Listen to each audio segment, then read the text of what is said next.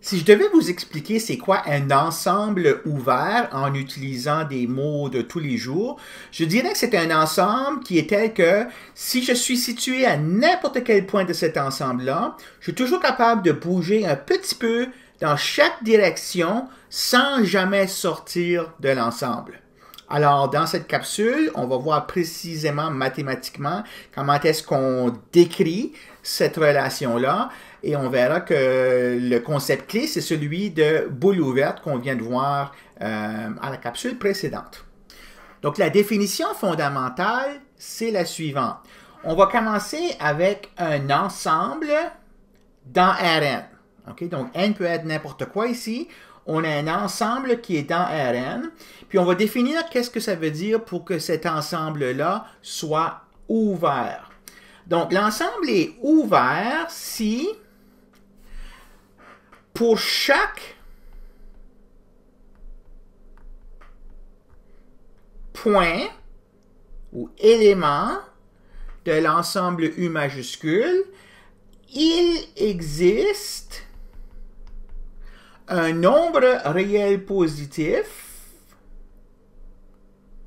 tel que la boule de rayon R centrée sur ce point-là est complètement incluse dans l'ensemble U. OK, alors je vous rappelle, ça veut dire que la boule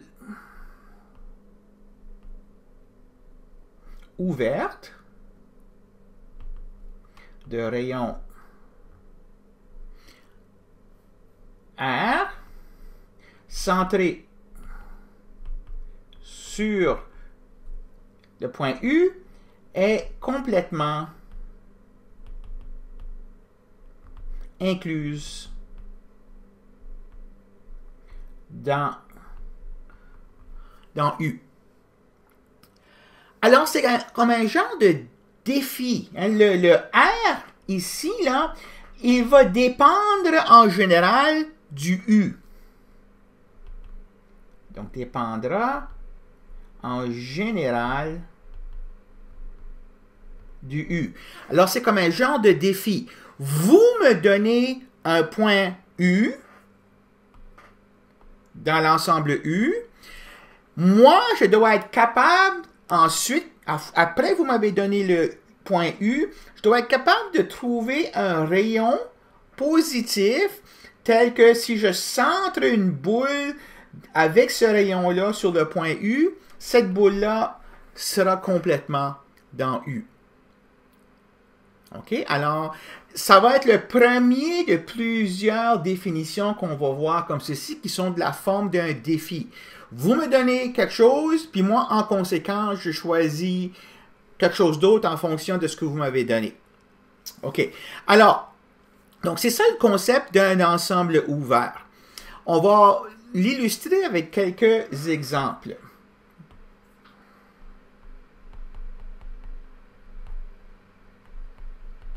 Donc, le premier exemple, c'est le suivant. Montrer que l'ensemble donc je vais prendre un ensemble dans R2. Ça va être l'ensemble de tous les points XY dans R2 qui sont tels que la coordonnée Y est strictement positive. OK? Donc, c'est le demi-plan supérieur. OK? Il exclut l'axe des X. OK? Parce qu'on a une inégalité stricte ici. Montrer que cet ensemble-là est ouvert. C'est-à-dire satisfait la définition qu'on vient de poser ici. Donc, souvent, c'est très utile de pouvoir tracer un croquis ici. Alors, je vais dessiner le plan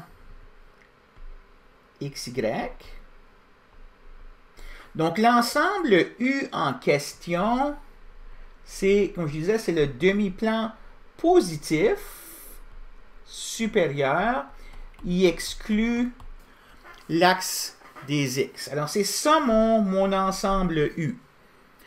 Donc, afin de pouvoir montrer que cet ensemble-là est ouvert, je dois être capable de montrer qu'à chaque fois que je prends un point dans l'ensemble ici, je suis toujours capable de trouver une boule autour de ce point-là qui va être contenue dans l'ensemble U. Maintenant, ce qui est vraiment important, c'est qu'il y a une infinité de points dans l'ensemble U ici. Je ne suis pas capable de toutes les vérifier un à un. Okay? J'en finirai jamais. Donc, je dois pouvoir poser un raisonnement qui est général, qui fonctionnera pour quelconque point que je pourrais prendre dans l'ensemble U ici. Okay? Donc, ça, c'est vraiment, c'est subtil, mais c'est très important. On ne peut pas tout vérifier que les points de U satisfont cette définition ici. Donc, on doit poser un argument qui est suffisamment général, qui va marcher peu importe le point qu'on prendrait ici. OK. Alors, prenons un point quelconque. Je vais le dessiner ici, mais prenons un point quelconque là, dans l'ensemble U. Le point x0, y0.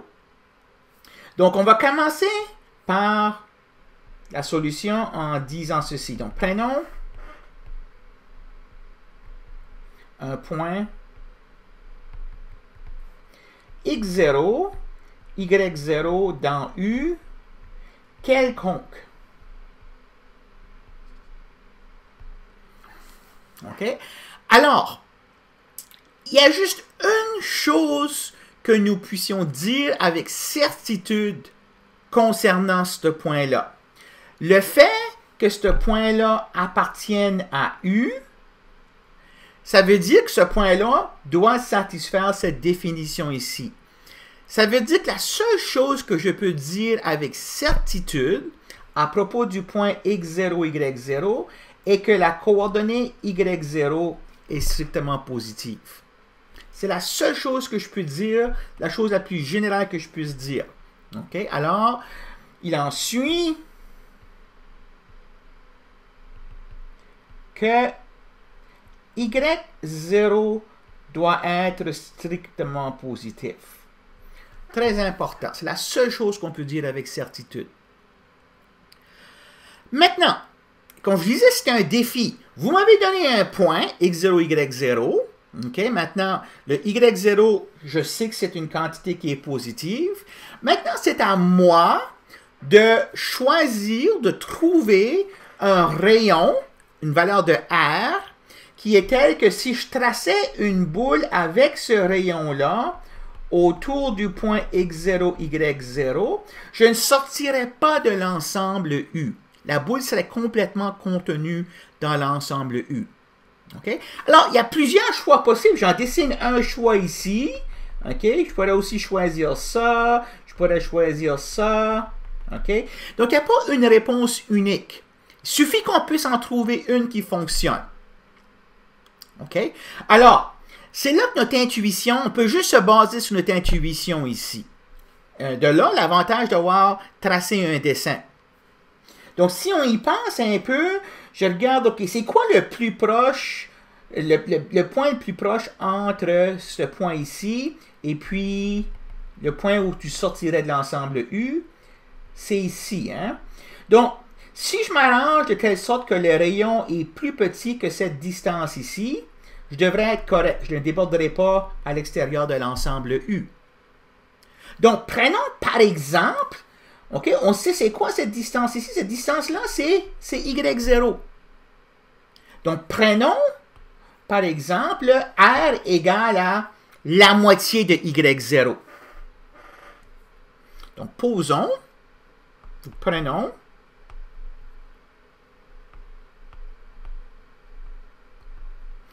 R égale à la moitié de y0. Okay, c'est très important à ce point ici là, que vous soyez capable de dire avec certitude que le R que vous avez choisi, là, il est strictement positif. Okay? Alors, c'est là que c'est important ici d'avoir spécifié au début que le y0 était positif. Étant donné qu'on connaît ça avec certitude, on peut immédiatement conclure que ça va être strictement positif. OK. Alors, donc, si j'avais à dessiner cette boule-là, ici, elle semblerait à quelque chose comme ceci. OK? Bon, sur le dessin, on voit que la boule ne déporte pas à l'extérieur de l'ensemble U. Mais un dessin, ce n'est pas une démonstration mathématique. Hein, je dois démontrer mathématiquement maintenant cette relation ici. Donc, étant donné le point x0, y0, étant donné le choix de A qu'on vient de choisir, il faut qu'on puisse montrer cette relation ici. Donc, on veut montrer qu'un certain ensemble est un sous-ensemble d'un autre ensemble. Alors, mathématiquement, comment est-ce qu'on montre ça? On montre ça quand on montre que tous les points de cet ensemble ici sont dans cet ensemble-là. Okay? Donc, on doit montrer que tous les points dans la boule de rayon R centrée sur U, qui est ici, là, tous les points dans cette boule-là, sont dans U, que je ne sors pas de l'ensemble U. Okay? Encore une fois, il y en a une infinité de points dans cet ensemble ici. Je ne suis pas capable de toutes les vérifier un à un. Okay? Donc, je dois poser un argument qui est suffisamment général, qui marchera peu importe. Okay? Donc ici, on doit montrer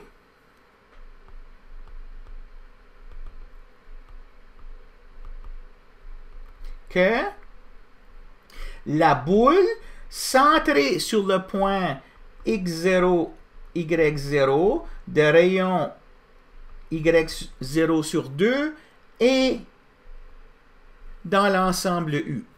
Donc, ce qu'on va faire, c'est qu'on va prendre un point quelconque dans la boule ici. Donc, prenons un point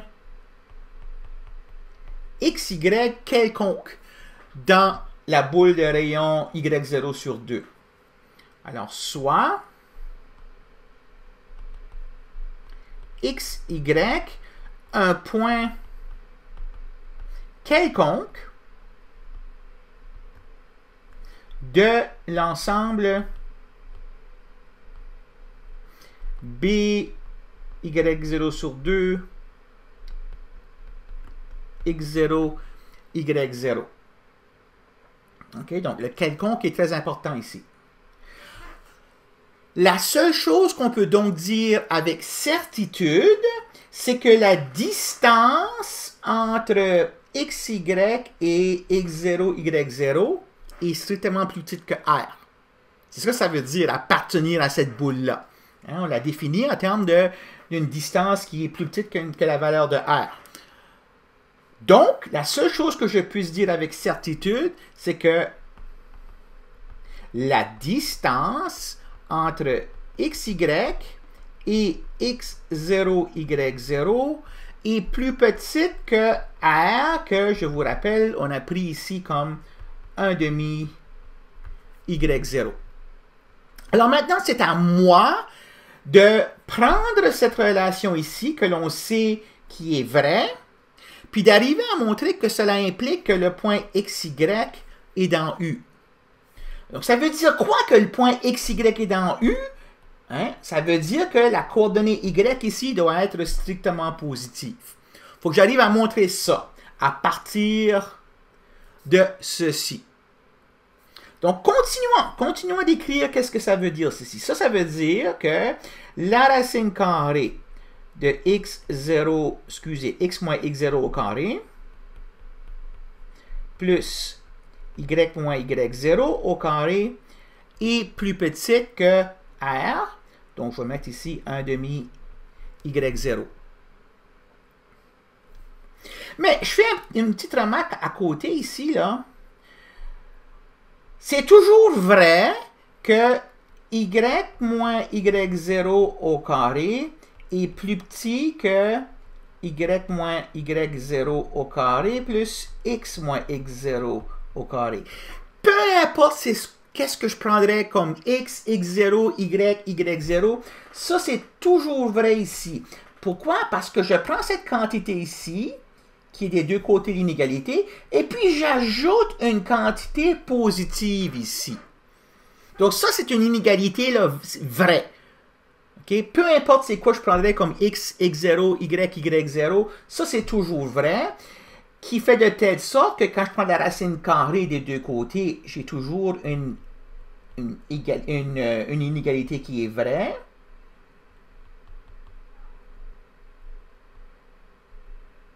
X0 carré plus y moins y0 carré. Puis ça, je vous rappelle, ça c'est la valeur absolue de y moins y0. OK? Donc, j'ai que la valeur absolue de y moins y0 est toujours plus petit ou égal à cette quantité ici. Alors, je peux retourner ici, puis mettre de ce côté-ci l'inégalité suivante. Donc, par transitivité d'inégalité, j'ai donc que y moins y0 est plus petit que 1 demi y0. OK? Donc, cette relation ici, en utilisant cette tautologie ou cette identité ici, nous amène à pouvoir dire que ceci, c'est vrai. Et je vous rappelle, qu'est-ce qu'une inégalité comme celle-là? On peut enlever la valeur absolue pourvu qu'on l'écrit l'inégalité de la manière suivante. Moins 1 demi y0 plus petit que y moins y0 plus petit que 1 demi y0. OK? Ces deux inégalités ici là, sont complètement équivalentes. Alors, ce que je vais faire, c'est que je vais ajouter y0 de chaque côté de cette inégalité, de ces deux inégalités-là. Alors, je vais avoir y0 moins 1 demi y0 plus petit que y, plus petit que y0 plus 1 demi y0.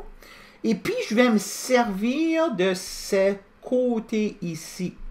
Ce côté-là va impliquer que y est plus grand que y0 moins 1 demi y0, c'est 1 demi y0. Puis 1 demi y0, c'est r qui est plus grand que 0. Donc, avec tout ça, j'arrive à montrer que j'ai pris un point quelconque, x, y, un point quelconque de cet ensemble-là.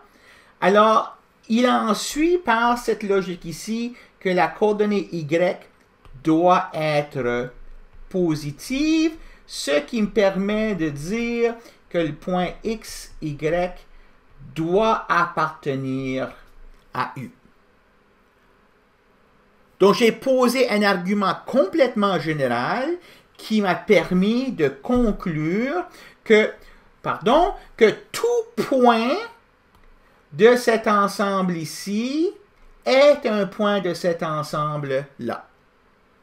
Donc, ça me permet de conclure que BY0 sur 2, X0, Y0 est contenu dans U.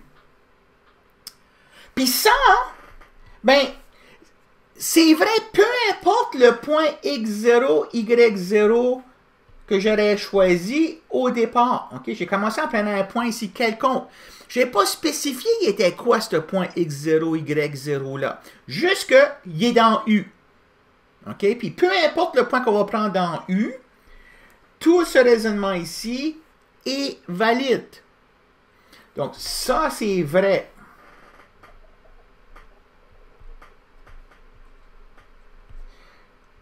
Peu importe le point X0, Y0 que je prends dans l'ensemble U.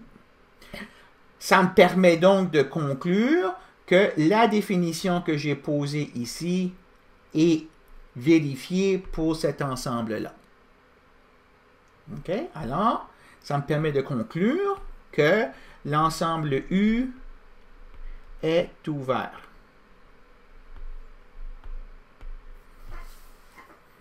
Ça marche? Juste revenons un peu en arrière ici, OK? Le fait qu'on a explicitement exclu l'axe des X ici, très important. Hein? Si l'axe des X était inclus, l'argument que j'ai posé ici n'aurait pas fonctionné quand ça aurait été le temps de prendre des points qui sont sur l'axe. Parce que ces points-là, là, j'aurais jamais été capable de trouver une boule, OK, entièrement contenue dans l'ensemble U, centrée sur ces points-là. Donc, c'est fondamental ici qu'on ait enlevé cette frontière-là, si on veut, de l'ensemble U. Okay, c'est ça qui va faire que l'ensemble est ouvert.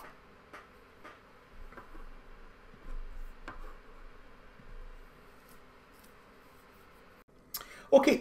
Juste pour faire une remarque, par défaut, l'ensemble vide et Rn au complet sont ouverts. OK? Donc là, il n'y a pas de démonstration à faire. Là, par défaut, ces ensembles-là sont ouverts. Alors, je vais énumérer ici deux autres exemples d'ensembles qui sont ouverts. Je n'en ferai pas la démonstration, je vais la sauver pour le DGD de vendredi. Donc, le premier ici, c'est, prenons un point x0 dans Rn et un nombre S positif donné. Montrer que l'ensemble U, qui est la boule ouverte de rayon S, centrée sur X0, montrer que ça, c'est un ensemble ouvert. OK? Bon, vous pouvez être porté à confusion et dire, mais ça, c'est un problème facile parce que la boule ouverte est contenue dans elle-même. Alors, elle devrait être ouverte, mais faites attention, c'est pas ça qu'on veut dire ici. Hein, si je prends le point X0, puis le rayon S donné ici, donc ça, c'est l'ensemble U. Moi, ce que je dois faire maintenant, c'est montrer que n'importe quel point que je prends dans cet ensemble-là, je suis capable de trouver une boule ouverte centrée sur ce point-là, OK, qui ne déborde pas de l'ensemble. Très important. OK? Donc, je dois trouver une boule appropriée pour chacun des points de cette boule en noir-là. Alors, ça, on verra ça au DGD. Troisième exemple, montrer que l'ensemble je vais l'appeler A cette fois ici, c'est pas nécessaire que ça soit toujours appelé U, là. L'ensemble A égale tous les points dans XY qui sont différents de l'origine. Donc, je prends R2 au complet puis j'enlève l'origine. Montrer que cet ensemble-là est ouvert. OK, on fera ça au DGD. Un exemple d'un ensemble qui n'est pas ouvert, ce serait le suivant. Donc, je vais prendre, dans le plan XY, je vais prendre un ensemble qui est le demi-plan à gauche. Je vais inclure ce segment de droite ici, puis je enlève ce segment de droite ici. Donc, A en rouge ici, c'est un ensemble. Cet ensemble-là n'est pas ouvert. Donc, A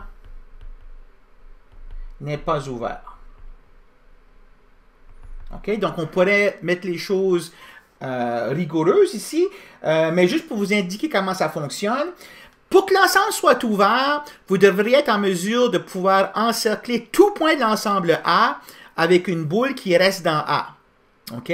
Mais vous pouvez vite constater que ça soit impossible de le faire si vous prenez des points qui sont sur le segment ici. OK? Si je prends un point qui est sur ce segment, OK, ce point-là, à la coordonnée, mettons, 0Y avec Y positif, ce point-là, il est tel que peu importe là, la grosseur du rayon que je pourrais choisir, dès que le rayon, il faut qu'il soit positif, strictement positif le rayon, c'est impossible d'entourer ce point-là d'une boule qui ne débordera pas de l'ensemble H. Je vais toujours avoir une partie sur ce côté ici. Donc cet ensemble-là n'est pas ouvert, okay, pour cette raison-là. Hein, donc peut-être l'écrire ici, là, si on prend «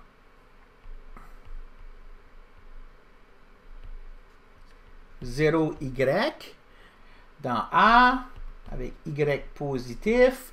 Alors, peu importe le R qu'on va prendre positif, la boule de rayon R centrée sur le point 0Y va contenir, par exemple, le point R sur 2Y qui, lui, n'est pas dans A. OK, donc, j'aurais ici une boule. Donc, ce point ici, là, ça serait R sur 2Y. Ce point-là ne sera pas dans A. Donc, dès que je trouve un seul point pour lequel je ne suis pas capable d'entourer avec une boule contenue dans l'ensemble, l'ensemble ne peut pas être ouvert. Juste une petite remarque à la fin ici, sur la terminologie. Un ensemble qui n'est pas ouvert, on ne dit pas qu'il est fermé. Okay? Donc, fermé, c'est quelque chose d'autre. Alors, ça, il y a des ensembles qui sont ouverts, il y a des ensembles qui sont fermés, mais il y a des ensembles qui sont ni ouverts ni fermés. Dans ce cas ici, ça serait un exemple d'un ensemble qui est ni ouvert ni fermé. Alors, on verra un peu plus tard qu'est-ce que j'entendrais par un ensemble fermé. Donc, voici pour la fin de cette capsule.